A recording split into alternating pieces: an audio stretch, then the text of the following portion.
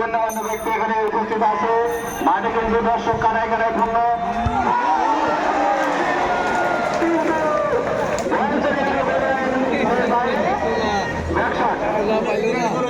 ভালো একটা আক্রমণ ছিল বলতে হবে দুর্গাপুরের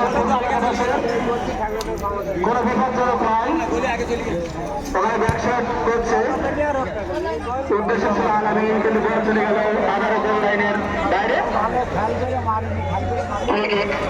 ওখানে দুর্গাপুরের খেলার যারা দর্শক আপনারা মাঠের চারিপাশে আছেন, দয়া করে গোল লাইন এবং টাচ লাইন থেকে কমপক্ষে 2 হাত দূরত্বে অবস্থান করবেন, যাতে রেফারিরা খেলাটি সুন্দরভাবে পরিচালনা করতে পারে। আজকের এই খেলাটি পরিচালনা করছেন 3 অভিজ্ঞ রেফারি।